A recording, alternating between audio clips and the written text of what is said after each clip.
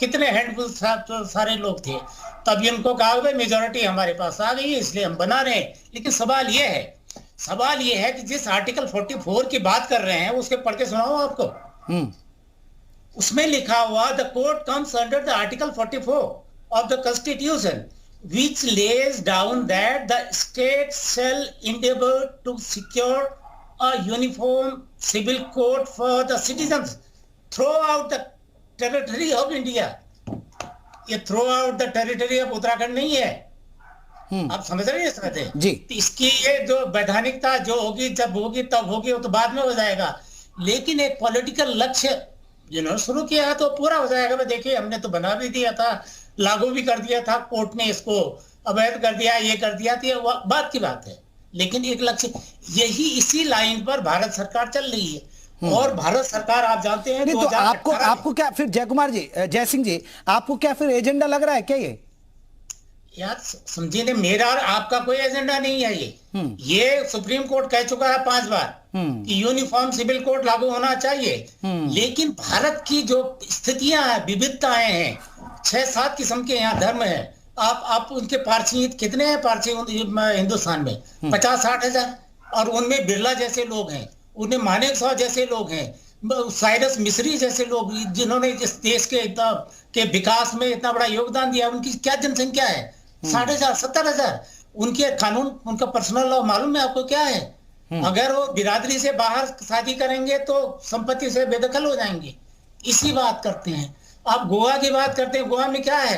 अगर 25 साल तक बच्चा नहीं होता है तो दूसरी शादी आदमी कर सकता है, और 30 साल तक अगर लड़का नहीं हुआ तो दूसरी शादी कर।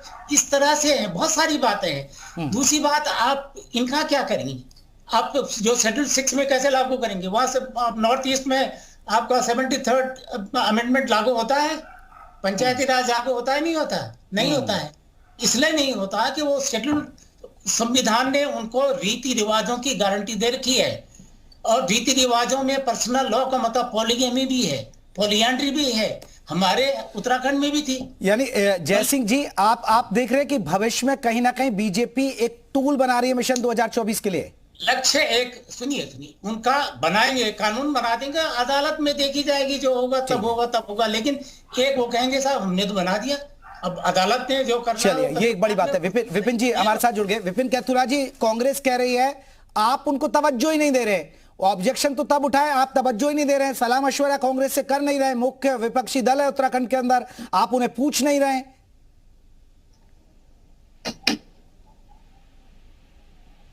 विपिन जी, आप मुझे सुन पाए?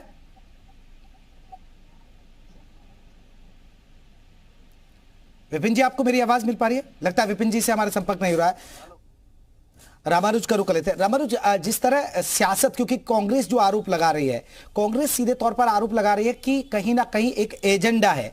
तो अब देखा जाएगा जैसे जैसे ये धरातल पर आता है यूनिफॉर्म सिविल कोड, तो उस पर सियासत लाजमी है। देखिए जयप्रकाश, इसमें कोई शक नहीं है। चूंकि सरकार कोई भी योजना या परियोजना लेकर आती है तो उसे एक उपलब्धि के तौर पर देखा जाता है। यकीनन अगर उत्तराखंड में यूनिफॉर्म सिविल कोड को लागू किया जाता है, ड्राफ्ट आता है, तो सरकार इसे अपनी एक उपलब्धि बताएगी। चूंकि जो चुनावी संकल्प पत्र था उसमें भाजपा ने इस बात का जिक्र किया था कि यूनिफॉर्म सिविल कोड को लागू किया जाएगा। तो पॉलिटिकली इसमें किसी तरह का कोई शक नहीं है। मुख्य विपक्षी पार्टी कांग्रेस सवाल उठाएगी, और भले ही उसे एक, जैसे आपने भी कहा कि टूल की बात आती है कि पॉलिटिकल टूल के तौर पर देखा जा सकता है, तो चुनावी एजेंडे के तौर पर देखा जा सकता है।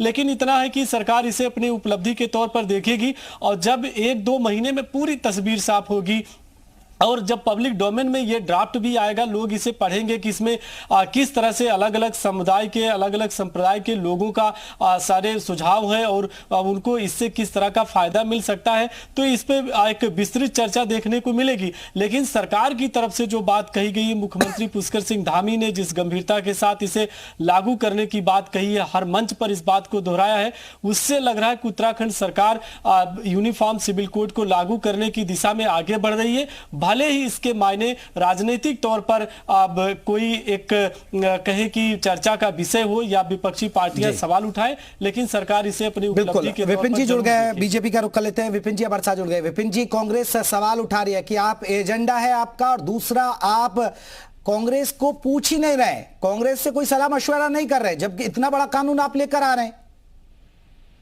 देखिए, सभी लोगों को पूछा गया है, कांग्रेस को स्पेशल न्योता दिया जाए। कांग्रेस के लोग क्या इस उत्तराखंड के निवासी नहीं है क्या? कांग्रेस के लोग क्या इस उत्तराखंड में नहीं रहते क्या? देखिए, हमने अभी तक अगर जो उसकी बात की जाए कि कमेटी ने क्या किया है, 13 के 13 जिलों में लगभग 51 बैठकें जनसंवाद के माध्यम से हमने की। 2 लाख सुझाव हमको मिले हैं उन बैठकों में से। 2 लाख सुझाव के साथ 3 लाख लोगों ने हस्तलिखित पत्र सरकार को दिए हैं। 60,000 मेल हमको प्राप्त हुई हैं। 22,000 सुझाव वेबसाइट जो है इसकी उसमें डले हैं। तो आप कैसे कह सकते हैं कि हमको मौका नहीं दिया गया है? आप जाइए, आपके जो सुझाव हैं, जिन जिन सुझावों पर मांगा गया है कि आपको लगता है विवाह, तलाक, संपत्ति अधिकार और विरासत, रखरखाव, जितने भी सुझाव हमको देने हैं इस यूसीसी के अंतर्गत, क्या हमको लगता है कि बेहतर हो सकता है उत्तराखंड के लिए, उत्तराखंड के लोगों के लिए, तो उस पर आप बोलिए। लेकिन ये कह देना कि हमको नहीं पूछा गया है, उसकी वेबसाइट लॉन्च है, उसका सब सारी चीजें जो है जनता के सामने है, जनसंवाद के 51 बैठकें हुई हैं, आप कैसे बोल सकते हैं कि नहीं हुआ है? मथुरादत्त जोशी जी जवाब देंगे, आप जवाब देंगे? विपिन जी को जवाब देंगे? विपिन जी आ रहा हूं, विपिन जी एक जवाब ले लेते हैं। जी बताइए। सुना आपने, बीजेपी को सुना? देखिए, मैंने पहले कहा, ये भारतीय जनता पार्टी का अपना एजेंडा है, आज से नहीं है। विपिन भी पैदा नहीं होंगे, मैं तो शायद पैदा हो गया था तब, उससे पहले भी मेरे पैदा होने से पहले भी भारतीय जनता पार्टी का एजेंडा है कॉमन सिविल कोड हम बनाएंगे। लेकिन एक बात आप बताइए कि आर्टिकल 44 क्या कह रहा था? आदरणीय जयसिंह रावत जी ने पढ़ के सुनाया, ये कोई भी एक्ट बनेगा तो ऑल ओवर इंडिया के लिए बनेगा। भारत सरकार क्यों डर रही है? क्यों उत्तराखंड को आप इसको एक एक्सपेरिमेंटल प्रयोग करना चाहते हैं? किस लिए लाना चाहते हैं? किस से आपने बात कर दी? ये नहीं कि मैंने वेबसाइट में डाल दिया और मैंने सबको कह दिया कि मैं जो चाहता है वो सुझाव दे और मैं इतने मेल आ गई, इतने आ गए। सवाल ये नहीं है। तो वो विपिन जी तो यही कह रहे हैं कि हम कांग्रेस को कोई स्पेशल न्योता थोड़े देंगे क्या? कांग्रेस के लोग क्या उत्तराखंड में नहीं रहते?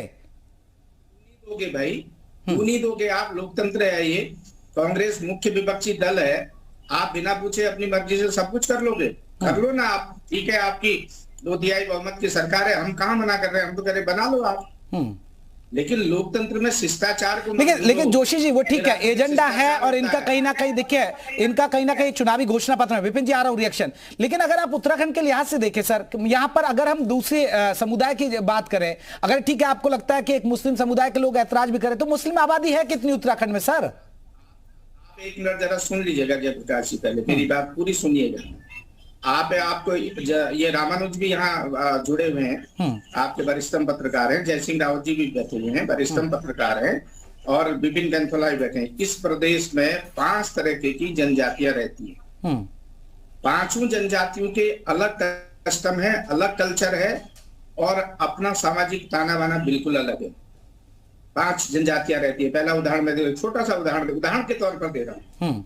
जैसे जौनसार बाबर में ऑलरेडी सिस्टम है, क्या सरकार उसके लिए कोई कानून लाएगी क्या? आप कॉमन सिविल कोड ला रहे हैं, उनके यहाँ ये सिस्टम है। धारचूला में एक अलग सिस्टम है, जो हमारी भूटिया जनजाति है उनका अलग है, और जो हमारी एक राजी जनजाति है जिनको हम बंदरावत कहते हैं, उनका एक अलग कल्चर है। इधर आप तराई में आते हो तो थारू और बोक्सा हमारे हैं, इनका अलग सिस्टम है। सरकार पहले अपनी मंशा तो स्पष्ट करें, आप किसको सम्मिलित सर? वो मंशा तो स्पष्ट कर ही रहे ना, जब एक राज्य एक कानून, एक देश तो एक कानून, उसमें दिक्कत क्या है? विपिन जी जवाब दीजिएगा। विपिन जी जवाब ले लो। विपिन जी मेरी बात का जवाब दे दो ना। आप क्या जौनसार बाबर का जो अनादिकाल से कस्टम चला, बिल्कुल आप सही कह रहे हैं सर, वहां अलग चीज है और वहां अलग जाति के लोग रहते हैं और उनका अपना कानून है। लेकिन जब एक राज्य एक कानून की बात हो ही रही है तो फिर दिक्कत ही क्या है ना सर?